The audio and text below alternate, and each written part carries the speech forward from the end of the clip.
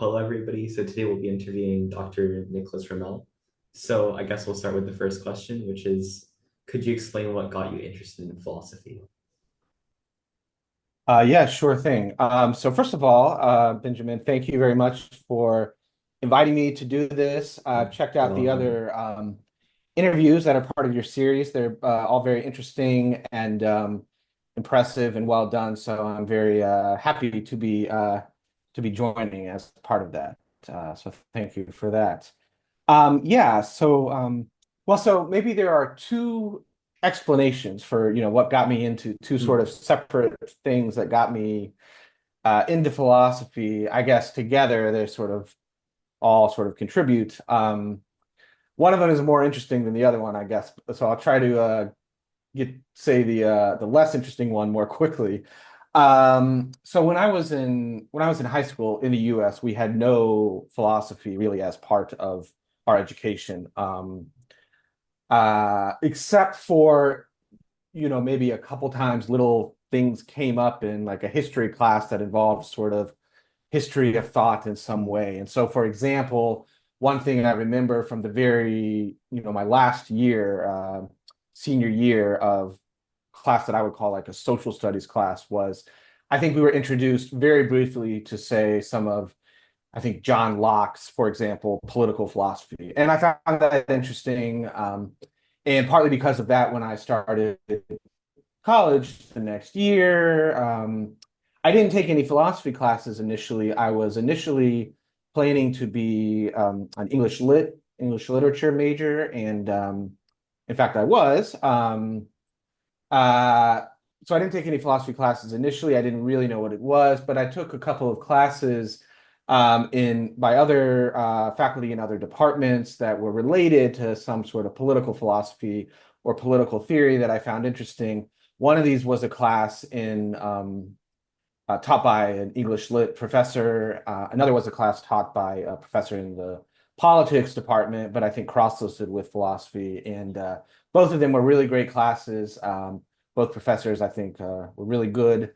So then it got me more interested in more traditional philosophy classes, and I started to take a lot more, and I ended up double majoring along with literature with that. So that's one story. The slightly more interesting one also starts, I think, either my first or second semester of college. So my first year of college, at some point, I was visiting a friend, a high school friend, at another university, which incidentally turned out to be the university I went to grad school for later on.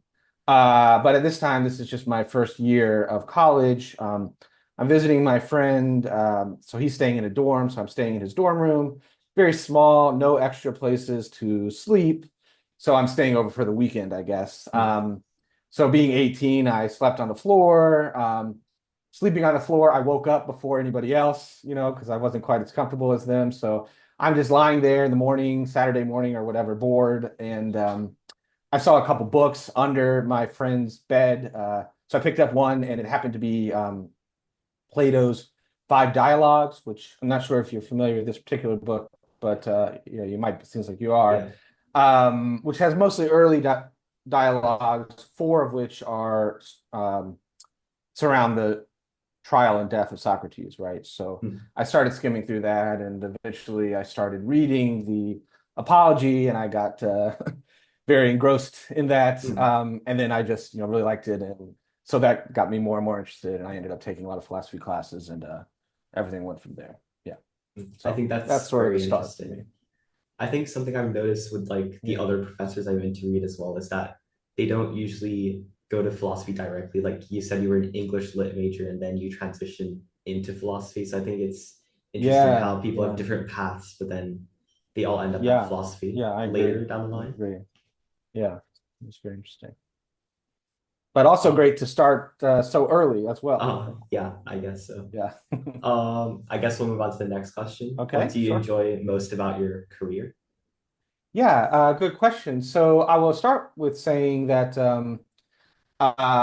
career and beyond the career, I really, really enjoy discussing philosophy, Mm, dialogue involving philosophy, and also just thinking about it by myself, maybe kind of like a dialogue in my head.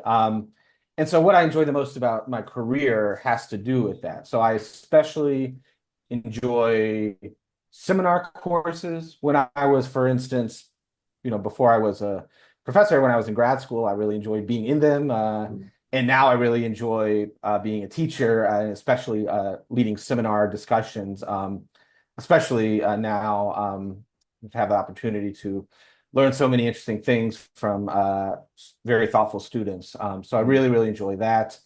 I also really enjoy my own research. I enjoy presenting and writing, and especially sort of thinking about what I'm going to write about and planning and so on.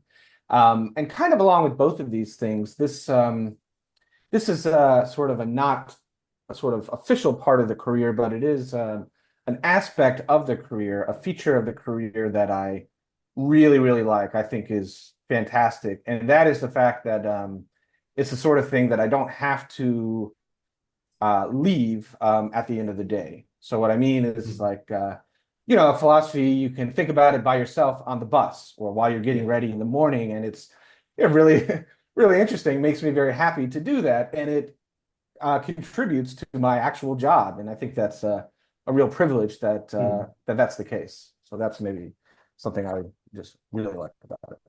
Yeah, definitely. I think something that sets philosophy apart from other academic fields is that it's very, very accessible to everyone, and then you can like just quickly jump into it at any time.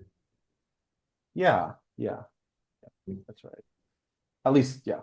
I'm not Yeah. an expert in all the other fields, but that Yeah. certainly seems right about Mm. philosophy. It's kind of something for everyone, and there's always a way Mm. in for anyone. I Yeah. think that's right. Yeah. So I guess we'll move to the more technical part of the interview. Okay. What is the future like hours argument against abortion? Because I noticed that you did some research on that. hmm Yeah, yeah. So the future like ours argument is this argument by Don Marquis. I believe that's how you say his name. It is an argument against abortion. It's more specifically, as I understand it, arguing that perhaps with some exceptions, most sort of typical cases of abortion, even early on in the pregnancy, are seriously wrong. So that's the conclusion. The way he goes about arguing for this, he really starts with this observation that I think most of us will get on board with, which is that at least most of the time, it's seriously wrong to kill an adult, conscious adult human being, right? At least Mm. in typical cases, right? Um, and then so the question is where most of us will agree there is something seriously wrong about killing, at least in those cases. Why? What's wrong about it? And his explanation is that what's sort of the major wrong, what really makes it seriously wrong to kill somebody is that it robs them of a certain kind of future. Essentially, it robs them of the goods that typically constitute the lives that we live and the Mm. futures that we will go on to have, right? So hedonistic goods like, enjoying things, but also, in addition to that, being involved in deep relationships, pursuing projects, achieving goals, and so on. So he thinks the major problem with killing somebody is that it robs them of this. And he puts that in terms of robbing them of a future like ours, the sorts of futures that we hopefully can expect to have, right? So that's what he thinks is makes killing in the cases we all agree on seriously morally wrong. So this leads him to this sort of general ethical principle. It's seriously morally wrong to deprive something of a future in that sense. So then his thought is, well, look, this is what's going on in cases of abortion, even early term abortion, right? So importantly for him, it doesn't matter whether, the fetus or even embryo at the point of abortion already counts as a person or something like that. That's not relevant. What's relevant is that in most cases, abortion robs something of a future that otherwise it would go on to live, right? That has all these goods. And because it's morally wrong to do that, that's what's morally wrong about abortion, he thinks. So there's sort of like an ethical principle. It's always seriously, or almost always, in most cases, seriously wrong to rob something of a future like ours, plus a metaphysical principle that says that's what's going on in the case of abortion. So yeah, so that's the argument. I guess at the end of the day, I don't fully actually agree with it. I'm not persuaded, but I think it's a very powerful argument, and certainly worth Yeah. taking seriously, even if you end up disagreeing with it. It's sort of helpful to think about where you think it goes wrong if it does. So that's the argument as I understand it. Yeah. Yeah. Do you think like a possible objection is like the future like ours is not necessarily something good? Like the fetus could be born into a world where they suffer all the time and do not actually access many hedonistic privileges. Um, I do think that's a possible objection. I do think that would be a legitimate objection. If that were true, then that would be a reason to, I mean, that would undermine the argument. I mean, that's an interesting question. I guess I'm a little bit more optimistic. Hmm. And I think it's also worth pointing out, right? He can acknowledge that there might be certain cases like Yeah. that, right? So he just wants to say, like, generally, in most cases. But yeah, I mean, I know some philosophers want to argue for something like that, so that would be a way of resisting him. I do think one thing, if one goes along that line of thought, that is maybe important to keep in mind is I think we need to be especially careful about judging the well-being of other individuals, especially based on certain factors that would make them very different from us in certain ways, right? Yeah. So I think we need to be very careful about saying, a kind of claim that will try to say, well, maybe you're right about certain kinds of cases with a typical healthy, fetus, but maybe not in other cases. I think maybe we need to be really careful about making those sorts of moves Mhm. because um, yeah, I mean, there's a lot of good literature showing that many people, at least some philosophers are just radically, underestimate the well-being of the lives of sort of individuals who are different from them, disabled individuals, Mhm. for instance. Yeah, but yeah, I mean, I do think that's the kind of objection that is worth exploring, certainly. Yeah. Yeah, that's quite interesting. So I guess a question that follows naturally from that is, do you think the future like ours argument is sound and why, if not? I don't. I don't think it's sound, and sort of independently of that, I don't think the conclusion is true. But so where do I think it goes wrong? Well, I was saying earlier that I like to think of it as kind of consisting of an ethical principle and then Mm. a metaphysical principle. The ethical principle being roughly, it's seriously wrong, at least in typical cases, to deprive something of a future like ours. The moral principle saying that that's what happens in most cases of abortion. Or sorry, the metaphysical principle saying that's what happens in an abortion. I think there are really plausible objections to both of these principles. And I think maybe they might both fail. But I'm more confident that at least the metaphysical principle I disagree with. Um, Mm. I think that, to put it one way, I think that what it really requires is that there is, at the time at which the abortion occurs, say, where this is supposed to include like early first trimester, Yeah. at the time at which the abortion occurs, there is something, right, that, as a result of abortion, does not develop into a human being, eventually an adult human being, but that would have, had the abortion not occurred, and would have gone on to enjoy, right, a life like ours. So I think just sort of on kind of metaphysical principles, that isn't true. Mm. So, like, for example, one sort of popular objection on metaphysical grounds to Marquis's argument is that it, is inconsistent with psychological continuity theory of personal identity. I think it's actually a little bit more complicated than that. I don't think that's quite enough, but I mean, the basic idea is like, look, whatever it is that would go on to live, there's nothing that early that would go on to be us because, Hmm. right, we persist by way of psychological continuity at an early stage. Nothing has the kind of psychological features necessary for that, right? Hmm. So that I think is an interesting objection, and I think something in the neighborhood of that that needs to be a little finessed is maybe successful.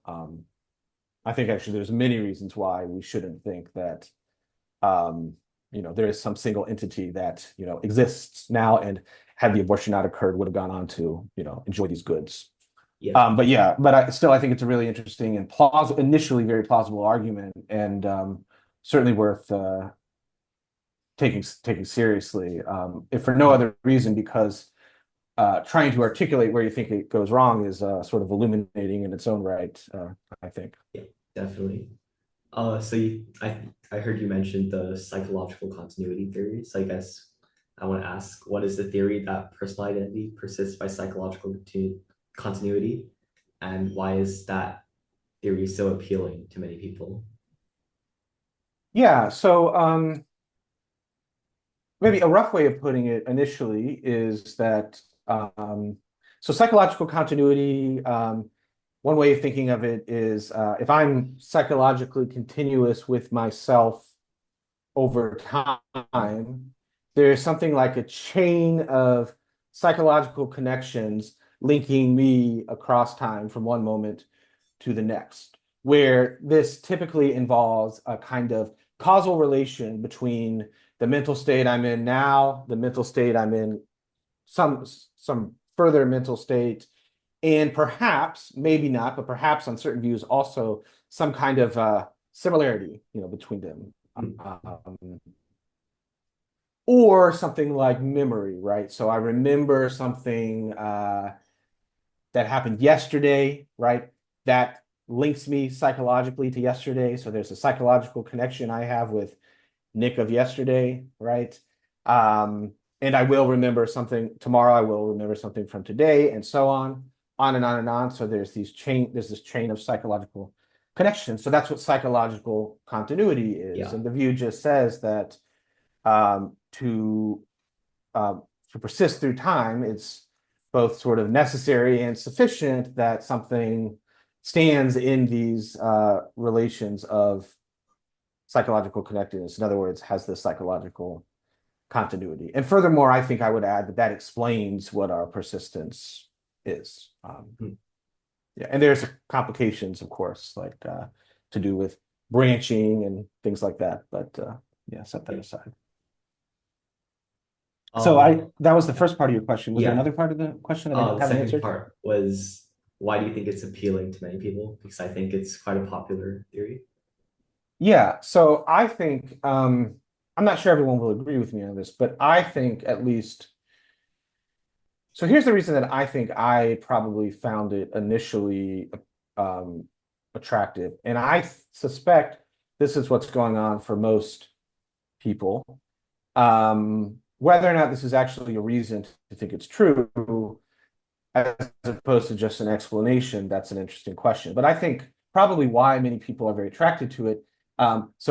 Starts with these thought experiments involving cases where psychological continuity comes apart from continuity of other sorts. Hmm. And many people are still inclined to say, uh, I persist in those cases along the lines of whatever I'm psychologically continuous with. So, for example, Locke has this famous thief and the cobbler thought experiment. Not thief and the cobbler, sorry, that's an old movie. Prince and the Cobbler, Oh, yeah. where he imagines, like, put it sort of roughly, the brain of the prince is taken out, the brain of a cobbler is taken out, the brain of the prince is put in the place of the brain of the cobbler, or sorry, put in the sort of now empty skull of the cobbler.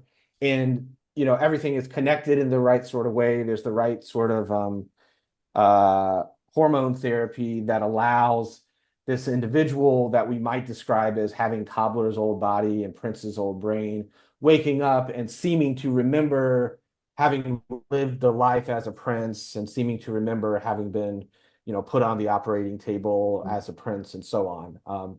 So, what's going on here?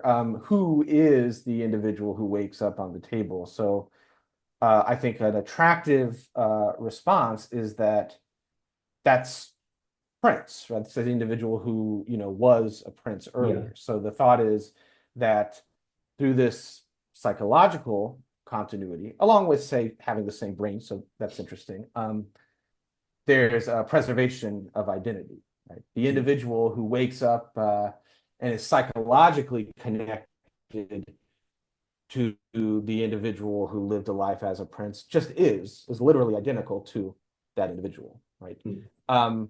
Or you could put it a different way, like if my brain was removed from my skull and put into another body, would I survive and how so? And one intuition is, yeah, I would survive as that, the individual who woke up in that new body, right? Mm. So I think this is an attractive sort of intuitive response to this sort of thought experiment. I think the reason, I guess, so I have I think the reason why people probably have that response is they imagine what it would be like to wake up, to be the individual who wakes up at the end of the operation, and they think about what they, would remember, right? And this makes it very hard to resist thinking, well, I just was that individual. Like it just like any other Yeah. memory I have, it feels so natural.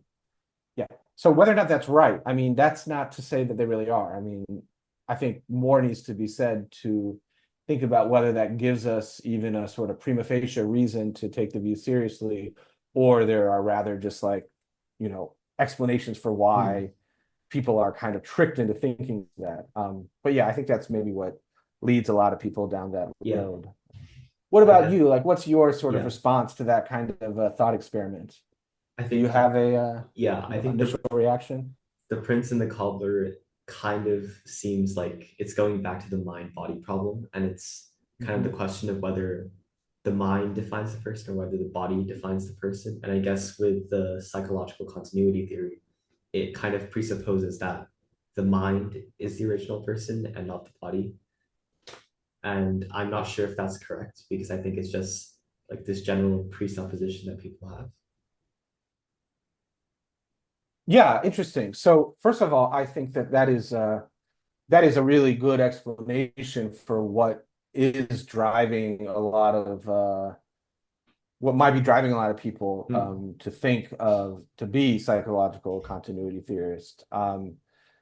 They think at the end of the day, right? I identify myself with my mind, not my body. Yeah. Yeah, that's good. That's related to what I was thinking, but also different. It seems like a very good explanation.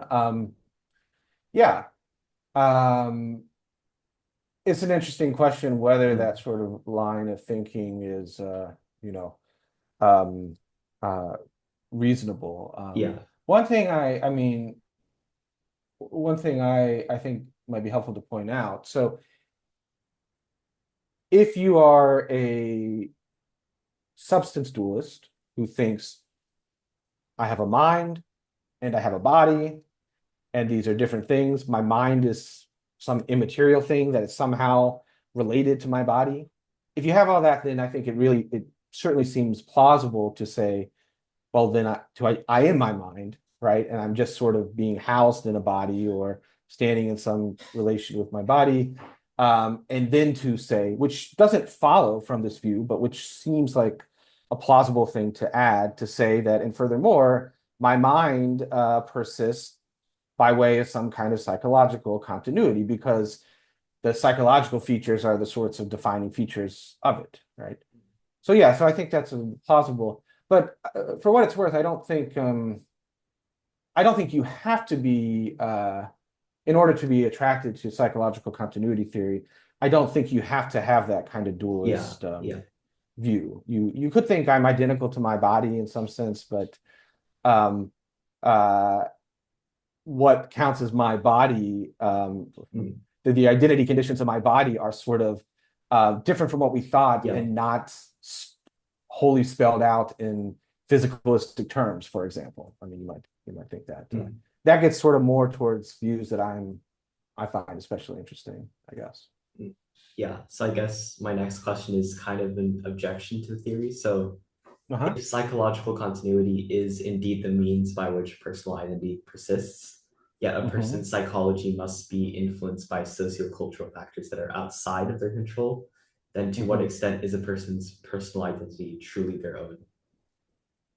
Yeah, this is a very rich and interesting question. Maybe if I'm going to try to answer that, I'm going to have to give a sort of annoying, like philosopher sort of Yeah, answer where sure. I say, well, it depends on what you mean by a couple of the, Yeah. key terms here. So,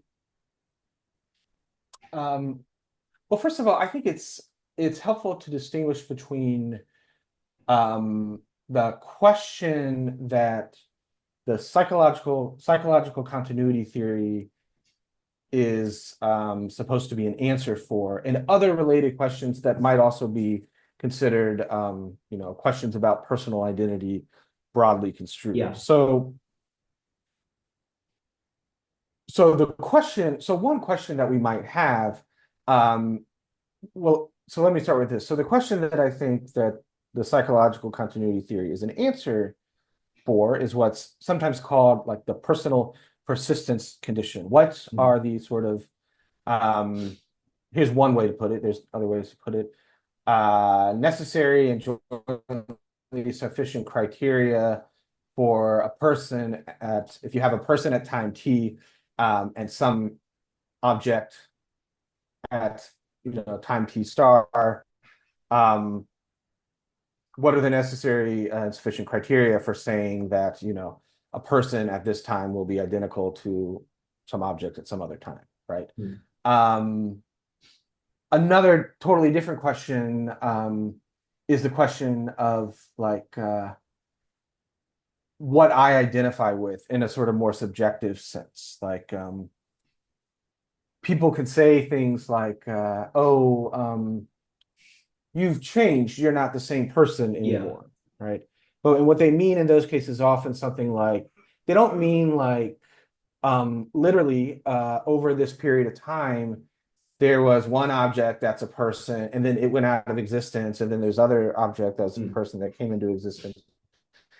It means something like whatever sort of core part of your personality, one sort of I use to sort of identify you is radically different in some way. Or to put it sort of more personally, I might ask like, what am I in the sense of like what do I identify with? What are the characteristics of myself that really make me me in the sense that I think they really matter, right?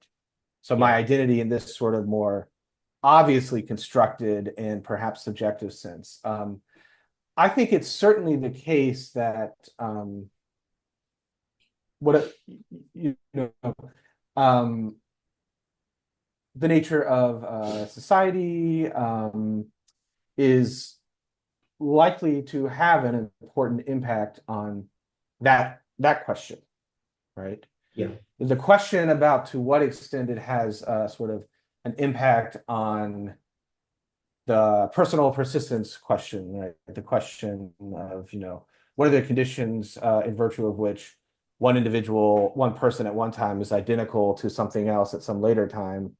Um, that's a sort of more difficult question, I think. And then the question of whether it's more plausible on psychological continuity theory that certain sort of aspects of society would play a significant role. Um, that's also a very interesting and difficult question. I think I'm not so sure. I think it depends on the kind of version of a psychological continuity theory you Mm. accept. So here are, I think, maybe two like different extremes. Yeah. One says it's enough for me to persist so there's different kinds of psychological continuity. One says it's enough for me to persist by psychological continuity, just in case there's something like the following, you know, I have a mental state. I I'm in some particular mental state at this time, and at another time, some individual is in a mental state at that time, and there's a specific kind of causal connection between them, right? Mm. And psychological continuity just is like a chain of that over time, right? So it just has to do with like one mental state causing another, right? It says nothing about the sort of content of the mental Yeah. state that you're in, right? So for example, it doesn't require like, you know, you to like maintain the same personality or anything like that over a period of time. On the other end of things, you might say, look, I only count as the same person in a literal sense, you know, only if there's a kind of similarity to some extent of my personality or my values or something like that. So the relevant psychological connection, at least, right? Um, maybe even, you know, overall requires something like maintaining similar mental states in some sense, whether they have to Mm. do with your character, your beliefs, or something like that. That's other sort of view. I guess I could see like um, the way that society plays an important role in what we think, how we act, how we behave in ways that we don't even realize could have a significant effect on that. And so it could make a difference as to, you know, whether we persist in ways that we can't predict and that are not entirely under our control. Um, and if that's what you mean by like, so there's a sense in which personal identity isn't your own, like it's not quite Yeah. totally under your control, then yeah, right. For Mm. that sort of version of psychological continuity theory, but for a maybe more, call it conservative version that just has to do with like a certain kind of causal relation Mm. maintaining from one moment to the next, it's not as obvious to me that sort of outside factors would be especially influential, except for in the obvious sense that, of course, my personal identity is not totally in control. You know, in my control in the sense that, like, well, if I don't know, something big fell on my head and I Mm. died, I would no longer have mental states, Yeah. right? Something like that. But yeah, sorry, that's a very convoluted way of answering your question. I'm not sure I gave a very straightforward answer, Oh, yeah, but it's pretty just my interesting. trying Yeah. to distribute, you know, show how complicated I think it Yeah. is. Yeah. So I noticed the Zoom meeting is going to end in 5 minutes, so maybe we should Oh, okay. restart our Okay. meeting. Oh, Uh, yeah, sure. Yeah. yeah, okay. So anyways, the next question is like beyond the psychological continuity theory, what are any alternative theories regarding how personal identity persists? Yeah, good question. So, maybe the sort of most straightforward alternative that comes to mind is like what's often called like a brute physical Mm. continuity theory. And there's many different versions of this. So one kind of like, I guess, fairly simple version says that like set aside persons for a second, set aside people for a second. You might think a certain object persists just in that, you know, it kind of, you can track it through a kind of continuous region of space over time, right? So this cup now, this cup now, this cup now. Yeah, What yeah. makes it the same is, you know, there's certain physical features in common. Maybe there's Mm. a certain causal relation here and of those physical features, and also like it's not skipping around in space from Yeah. one moment to the next, right? So that's a theory of persistence of identity over time, that can apply to objects of many different sorts. So one theory of personal identity would just say that's true for us as well, for people, right? They Mm. also persist that way. Another, I think, more interesting and more plausible version of the sort of brute physical continuity theories like biological continuity Mm. theory, which says roughly what makes me persist is biological continuity with myself over time, where there are different ways of catching that out. But on one version, it amounts to something like having the same life, where Yeah. that involves certain, biological processes, metabolic processes, and so on, persisting over time in the sense that there's this, kind of system that is maintained through these, very involved causal connections that we want to say constitute something like self-sufficient system that we want to Yeah. call, our life in some sense, right? So that's an interesting alternative. And then I think, I won't list everything I can think of, but there are also views that say that psychological continuity of some sort is sufficient for identity over time, but biological continuity of some sort is also sufficient, at least when it's not sort of in competition with psychological continuity. And then that both of these are, say, jointly necessary. So there's a view that tries to combine these sorts of theories. Other views of that sort, they say they're both sort of necessary. There's a view also that says that there are no there are no necessary and jointly sufficient informative criteria for our persistence at all, right? The Mm. kind of anti-criterialist Yeah. Yeah. view. My advisor from grad school is a big proponent of that Oh, view, for instance. Yeah, so his name was Trenton Merrick. So he's one of the big okay. proponents of the view that there are no informative criteria of this Mm. sense. So yeah, I think that's an interesting alternative as well. Yeah, definitely. Yeah. So I think I'll end the Zoom meeting for now, and then I'll send you a new Zoom link, and then we Okay, can sure. continue the interview. Yeah. Yeah. Yeah. Okay. Great. Okay, so you did mention the other alternative theories like brute physicalism and biological continuity. So I was just wondering, what are some possible objections to these two alternative theories? Um, yeah.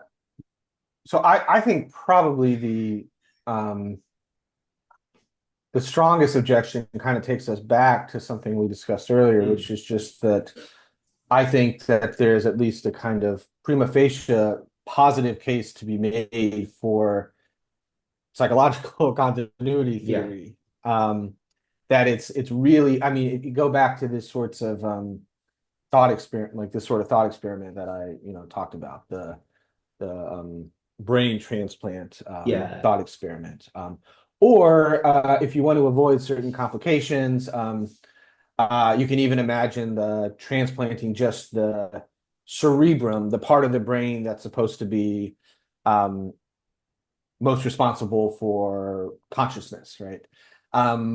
Yeah, I think that sort of thought experiment, that sort of case, it's I think very attractive response to that is to say that um, if I'm the individual who is on table A, whose brain or cerebrum is removed and put into the empty skull of the body on table B, it's a very sort of compelling to say Mm. that I survive that by going from table A to table B, that I go with my brain or cerebrum. And upon reflection, the reason it seems so compelling is because there seems to be a kind of psychological, in that case, connection, right? Yeah. So the positive way of putting it is that this sort of, you know, the most straightforward analysis of how I can go from table A to table B in that way involves accepting psychological continuity theory as opposed to the alternatives.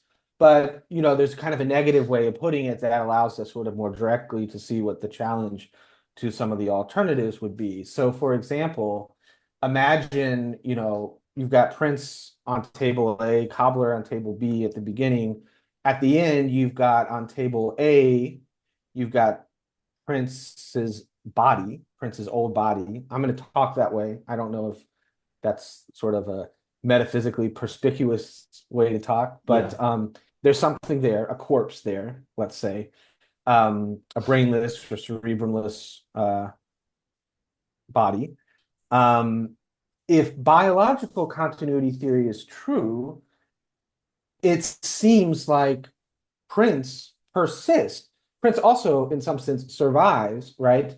So don't call it a corpse. Let's say that it's still, say, being kept alive somehow, even if artificially, right? But without, say, in particular, the cerebrum, right?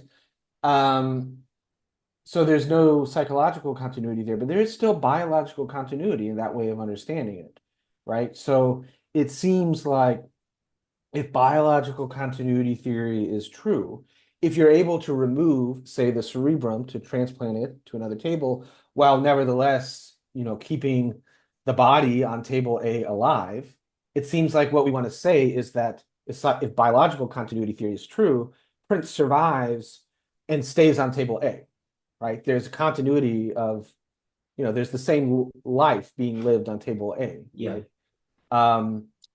But that seems to go against people, what a lot of people want to say in that particular case. I think that there are, so that's an example. Also, if you go for the sort of brute physical view, which puts real emphasis on being able to track, say, something in a sort of continuous region of space over Mm. time, well, that rules out jumping from table A to table B, right? But that seems like it requires you to say Prince stays on table A, Yeah. um, because there's just that thing sitting there on table A. You can say that's Prince. So it seems to, be challenged by this kind of intuition that Prince somehow ends up on the other table by the end of it. That's a kind of like initial reason, I think, to resist the alternative views. I think there are maybe more theoretically laden considerations as well that don't rely on these sorts of thoughts experiments. Yeah. So I think, for example, and maybe I shouldn't try to get too deep into this, but when we think about what theory of personal persistence, of personal identity over time is the most plausible, we need to do so, within a kind of sort of more general understanding of the nature of material objects and how they persist.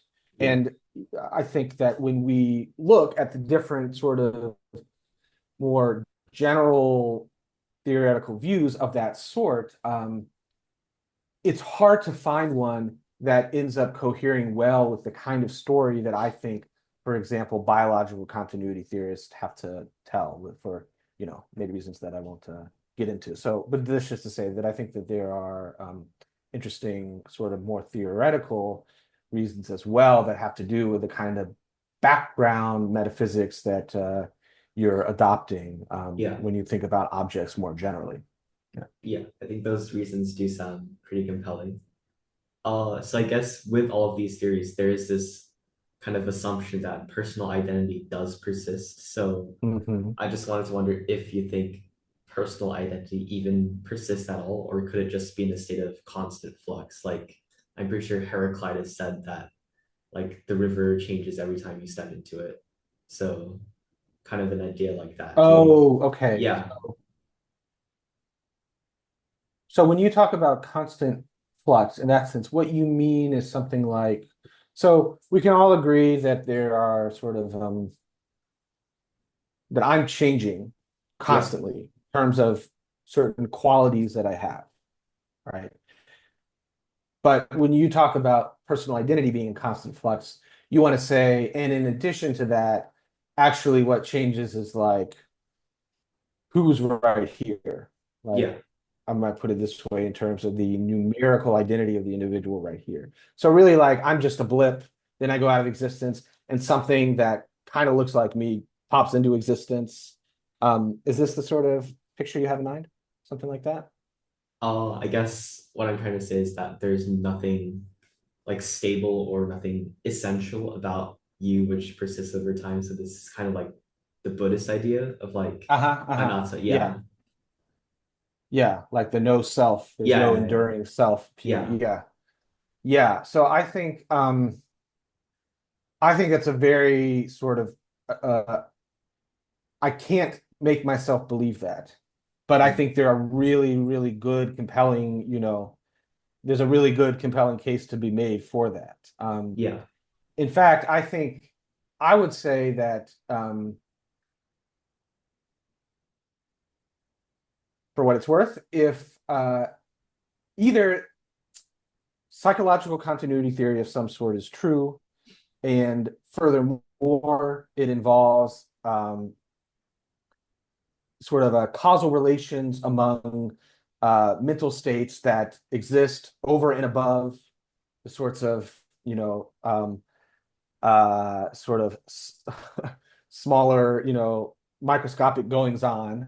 So there's some yeah, kind of like emergence of the mental, and there's some kind of like non-redundant causation occurring that constitutes a kind of psychological continuity of a person over time. I think either that something like that is true, or really something like the no self view is true. yeah, I think like kind of theoretically those are like the two best options, and you have to. There are many good sort of challenges to this. The the first view that I'm putting forward. I mean, there are strong, you know, physicalistic challenges to it. There are concerns in the philosophy of time about that. So there's many good reasons to think that there aren't sort of, I'm not something that endures as a single thing over time. yeah, And so I think that the sort of no self view is a very plausible view, but I just can't make myself believe it. I yeah, guess it's sort of as yeah, that's just my confessing my kind of psychological state to you. And I also think that the way that I live my lives and the values that I have and the way that I relate with other people presuppose presuppose that that's not the case, right? And maybe people disagree with me on that, but it seems to me that how I live my I'm sort of deeply committed to saying that there isn't just constant flux in that sense. yeah. But that's not an argument. That's not an argument to believe it, right? That's just kind of a sort of explaining why I think that it's hard to resist the alternative to that. Hmm. I Yeah. guess it's What about if you yeah, don't mind my asking, yeah. do you have any sort of thoughts on these alternatives Uh, that we've been discussing? yeah. So I kind of agree with what you said. So like, I think it might have been Leibniz who said that if God does not exist, we must create him. And in a similar fashion, I Hmm. think Hmm. if the self does not exist, we must create the self. So I think I agree with your idea that like it is definitely plausible that this idea of the no self or that personal identity does not persist is something that could be Hmm. sound, but then like it's very hard to believe. And even so, it's much more useful to believe that the self does exist and that it does persist. Because if we think about questions of Uh-huh. like moral responsibility, if you Yeah. like commit a very sinful act, but then like maybe the next day you could claim that you're not the same person and therefore you should not be morally responsible for the action. I think this is something that's just Hmm. not very pragmatic at all. So I I see. think with this kind of reasoning, I would argue that even if metaphysically the self is not something that exists or is not something that persists over time, we must like pragmatically define it as something which does persist and does continue over time. Yeah, that's really interesting. So you want to say, look, even if it's really not true that, Yeah, say, I'm morally responsible for what happened yesterday, because there's there's no deep sense in which it's true that I existed yesterday. yeah, Still, like, we would not be able to function if we didn't sort of yeah, definitely. take these things to be true. So we have to kind of proceed with that kind of noble lie being embraced. Is it something like that? Yeah, definitely. Yeah, that's really interesting. Yeah, this seems yeah, worth certainly plausible. Yeah, Hmm. interesting. I hope Uh, that's not right, yeah, but it might be. yeah, Yeah, that might be right. Yeah. yeah, me too. I Uh, guess we'll move to the uh-huh. next question. So I also saw that you did some Okay. research on the question, what are we? So in response to the Mhm. question, what are we? Are there any other possible answers beyond just we are human organisms? Yeah, so I think so here are some kind of historically popular and popular nowadays answers, alternatives to saying we're human Hmm, organisms. So you could say, well, could say I'm a put it in terms of myself, easier to talk that way. Say I'm a mind, an immaterial mind or a soul, like a Cartesian soul, okay, yeah. Cartesian mind. That be one way you could go. You could say that I am, so very popular nowadays. You could say that I'm a material object that is constituted by this physical body here, but is not literally identical to it. Hmm, Um, and that explains why it's in theory possible to say change bodies in these thought yeah. experiments. You could say that I'm a proper part of a human organism, like the thinking part. Like you could say I'm a brain or a cerebrum. Hmm, And then if you sort of control, and nowadays very popular views of persistence in general, where you introduce the idea of like a temporal part, that opens up additional possibilities. So if you think that just on a simple version of it, that time is just like space, time is just a different dimension, and reality is really, in some sense, a sort of four-dimensional manifold, and objects are really spread out over time, the way that they're spread out hmm, over space. So there's a part of me that is 2 feet tall, right? That yeah. exists in the sort of past temporal direction, and there's another part of me that is much older looking that exists in another temporal direction, right? So maybe you might think that I'm a kind of some of certain temporal parts of an animal, namely the ones that stand in that are interrelated by psychological connection or something like that. So you might think put it a different way, I'm a proper part of a four-dimensional object that Hmm, is an animal, but a mere part of that, right? Yeah, so these are some views, and I think they all have different things going for them. Yeah. hmm. Yeah, those views are quite interesting. Yeah.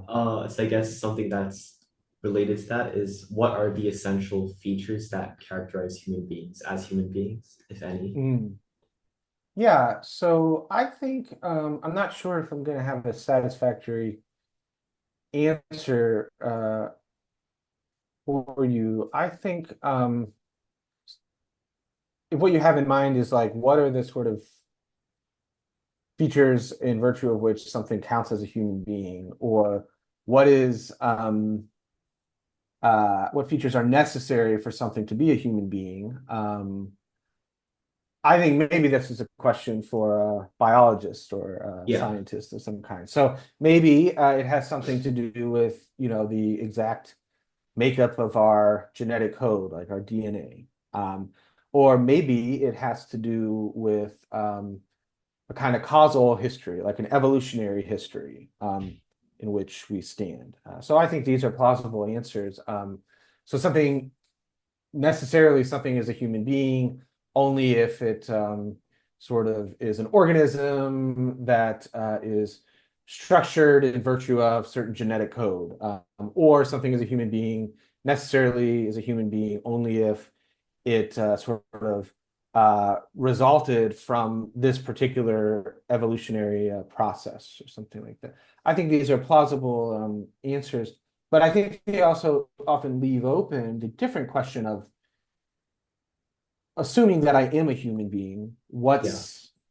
necessary for me to continue to persist, or what Mm, features do I have that I couldn't lose while continuing to exist?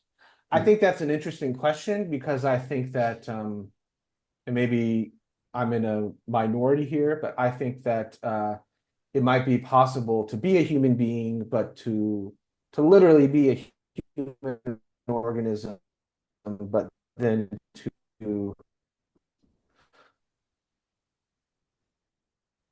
stop being a human organism and continue to survive. What is it necessarily that something has to have to be a human is different from the question of, for the things that are humans, what is necessary for them to exist. yeah. Yeah. And as far as the first question goes, I think maybe the biologist will have a better Mm, answer yeah. to that. Or maybe philosophers of science, probably the Yeah. Yeah. best for people to look for that. Yeah. So I think it's quite interesting how you think that the essence of like human being is something that can be traced to just biology. And so with that in mind, do you think non-human organisms can have a personal identity? Because if we view like identity as separate from biology, perhaps with something like the psychological continuity theory, Mhm. Mhm. then would it be possible for non-human organisms that do have these basic psychological capacities like memory to also have a persisted personal identity? Yeah, so this is a very interesting question. I'm going to try to give a straightforward response and Yeah, then maybe add a qualification yeah, sure. afterwards. So, um, I think if we ask, when we're talking about personal identity, we talk about, say, having personal identity, I take it you mean something like, there's it's appropriate for me to answer with respect to you the question of like, or put it this way, the question of, uh, how does a person persist over time applies to you in some way, Hmm. right? So I think that the question of personal persistence just amounts to the question of, for those things that are right now persons, what are the conditions for their persistence? Right. And I actually, and I think that could come apart from the question of what is it to be the same person from one time to another time, because I think it might be that even though I'm currently a person, I could survive becoming a non-person. Hmm. For example, if I suffer a significant kind of cognitive trauma, which maybe doesn't render me unconscious, but makes me somehow unable to reflect on to be self-conscious in some way, then maybe I I exist as a non-person, but I still exist or something like that. So sorry, I'm making this more complicated than necessary. I Hmm. guess put it more simply, let me just say that I think what this really gets to is just, so for anything, we can ask the question of how does it persist from Yeah. one moment to the other, if it persists at all, right? So assume that in addition to human beings, um, other animals, say, persist. Assume that that's the case. Then the question of whether they, the questions of personal identity apply to them, whether they have a personal identity, I think just amounts to the question of whether they count as persons. So to have a personal identity, I think is just to have identity over time and to be a person. Yeah. I think if I understand you correctly. So I guess my answer again is that maybe you have to ask others who might be experts on this, but it seems to me very plausible that other, at least high functioning mammals could also count as persons in the sense that they are self-conscious in some Hmm. robust sense. If that's the case, then I think it's Yeah. reasonable to ask whether they are, the questions of personal identity apply to them. But I guess it depends on exactly what you mean by person. right? Yeah. If you have a much narrower understanding of what counts as a person, then maybe not. Yeah, say that. Mm. Um, I also, maybe to slightly complicate it, should note that I think that I'm identical to a human organism. Mm. But if I had a different view, say that I thought I was a mere sort of proper temporal part of a human organism, Yeah. or if I thought I was constituted by, but not literally identical to a human organism, then maybe what I would say in that case is, well, human organisms don't even, the question of personal identity doesn't even really apply to them. It just applies to the things that they constitute, right? Mm. Does that make sense? Yeah, makes sense. And then I think it's an interesting question whether, so if that's true of us, presumably it's also true of, say, my dog Fido. I don't have a dog named Fido, but say that Mm. I do, right? If if if we human persons are really not identical to human organisms, but nevertheless somehow constituted by them, then I guess plausibly other um, high functioning animals are as well, right? So this dog Fido is not a dog organism, but is somehow constituted by that. So maybe questions very similar to questions of personal identity apply to Fido, but not to the organism that is constituted that constitutes him, Mm. possibly.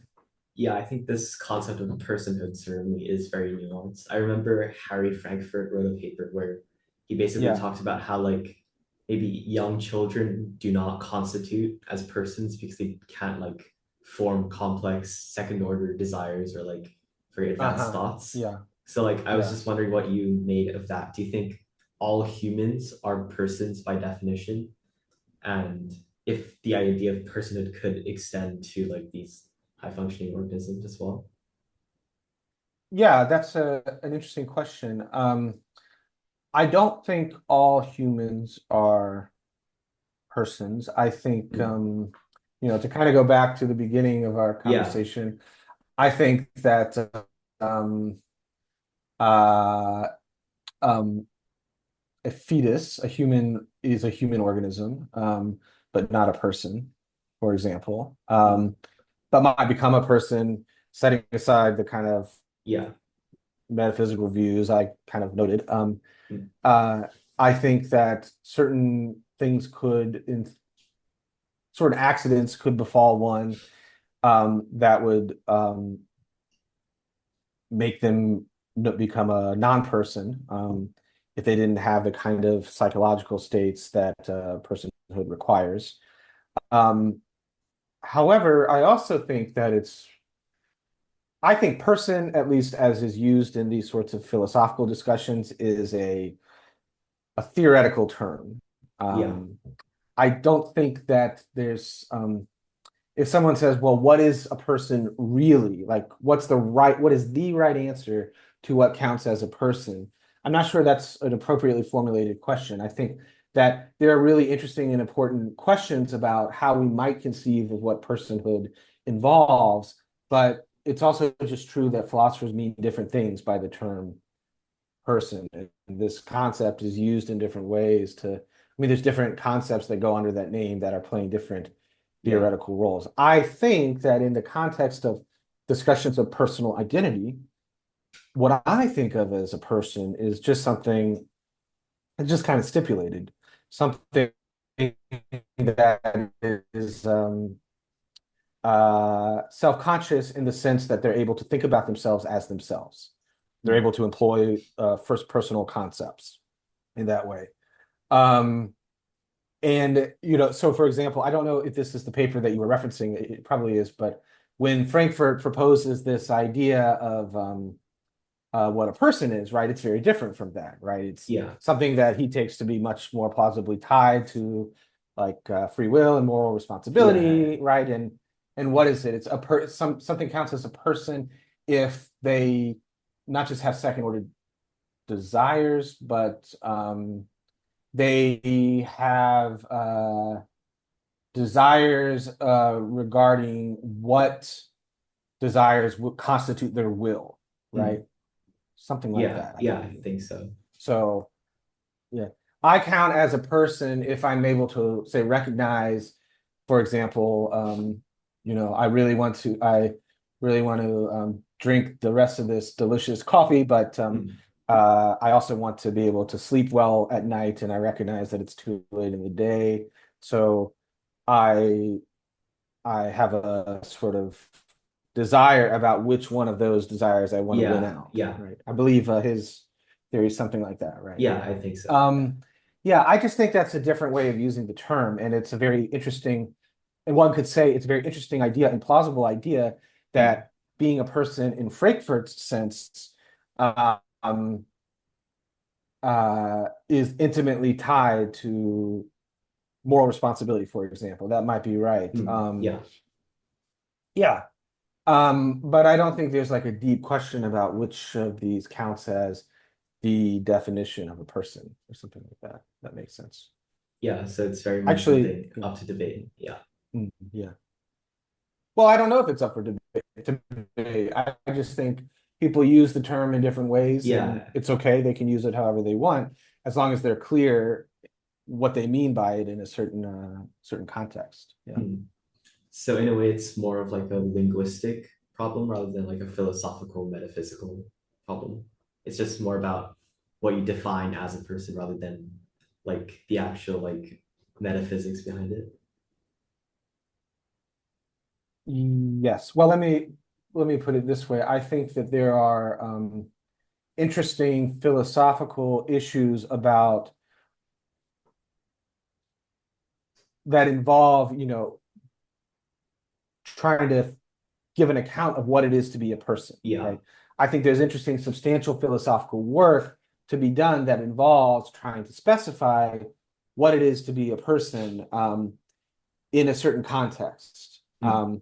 But I also think that even though that's the case, um, the work is just really giving a positive account, saying this is what I mean by person, and this is how I can use this concept to sort of illuminate certain things about us, or about moral responsibility, or about the nature of our thought or our persistence. So I think there's a lot of interesting work to be done that Mm. can be done by proposing um, a sort of precise way of thinking about what it is to be a person, right? But I Yeah. think different philosophers can have different interesting proposals for this, and can put them towards different purposes. And what sort of proposal you're sort of what you have in mind, that might just be a linguistic distinction, Mm. Yeah. if It's that makes very, sense. yeah, Yeah. it makes sense. Very interesting. Yeah. So I guess we'll move to the last question. What are some Okay. of the most important questions in metaphysics in 21st century philosophy? Yeah, that's a very rich, challenging question. Here's my short answer to that question. Yeah. I don't know. I have no idea. Not because I don't think there are many very important things in the last 24 years of metaphysics, but because I think there's so many, and then I realize that there's just so Yeah. many Yeah.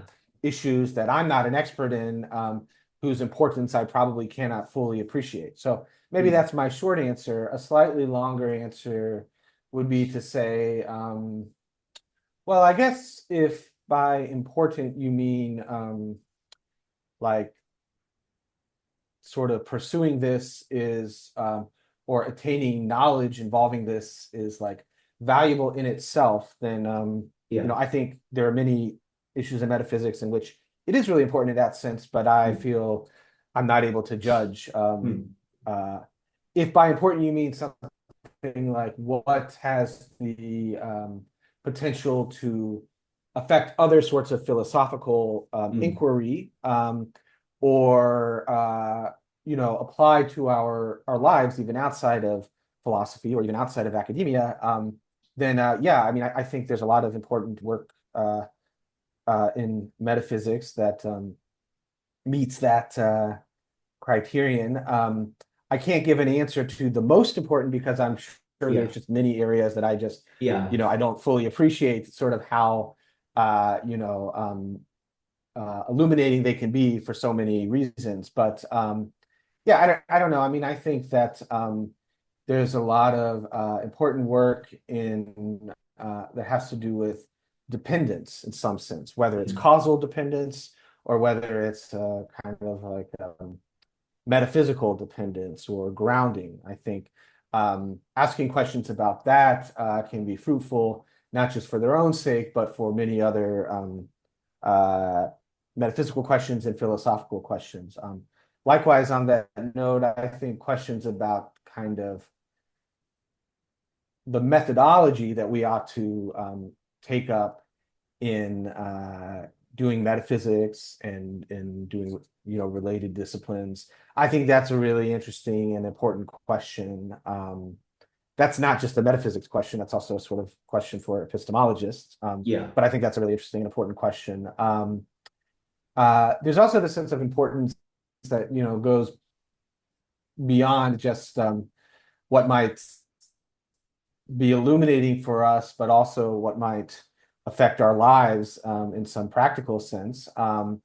And I think within metaphysics, there's many things that probably I'm not an expert in that for which this would certainly be true. For instance, questions about social ontology. So, for example, what is it to be a certain gender or a certain Yeah. race? And many other categories. But also, I think in that regard, regarding sort of questions that stand to affect us or ought to affect us in our lives in some way, I actually think that for reasons we were talking about earlier, questions of personal identity would fall Mm. under this category. Yeah.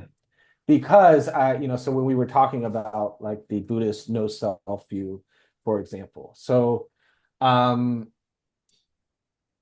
I think that if that's true, if you believe it's true, it should radically affect the way that you live your life, right? Yeah. In the way that many Buddhist practitioners you know, um, have shown, I Yeah. think. Yeah, yeah, definitely. It should radically affect, the way that you anticipate things, what you care about, sort of your daily practices. I think that's really the case, which is one reason why I say that I hope that actually we do sort of endure over time in certain ways Mm. because I think it really does make a difference to what I should care about and what I should Yeah. anticipate in some ways. Yeah.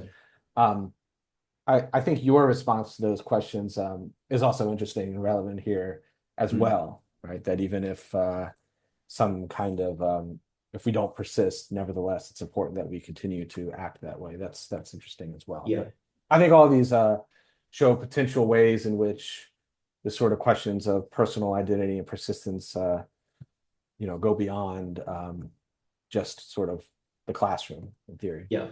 Definitely. It's always great to see philosophy leaving just the theory and actually going into like practical life.